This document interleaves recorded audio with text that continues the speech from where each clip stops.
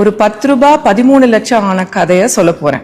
இந்த கதையை கேளுங்க, ரொம்ப ஆழமான கருத்து இருக்கு. அண்ணே, இந்தாங்க இந்த 10 ரூபாய். நேத்து ராத்திரி நீங்க அவசரத்துல என்கிட்ட அதிகமா கொடுத்துட்டீங்க. ஏமா வெறும் 10 ரூபாய்க்கு இவ்ளோ தூரம் வந்தீங்களா?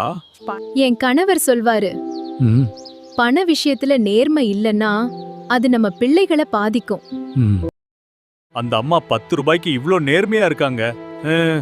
நான் 300 ரூபாய் ஏமாத்திட்டனே. இந்தாப்பா, இந்த 300 ரூபாயை நீ தான் கொடுத்த, நான் கவனிக்கல. ஒரு கடைக்காரரே நேர்மையா இருக்காரு. நான் 13 லட்சத்தை மறைக்க நினைச்சனே. அக்கா, உங்க கணவர் என்கிட்ட கொடுத்திருந்த 13 லட்சம் இது.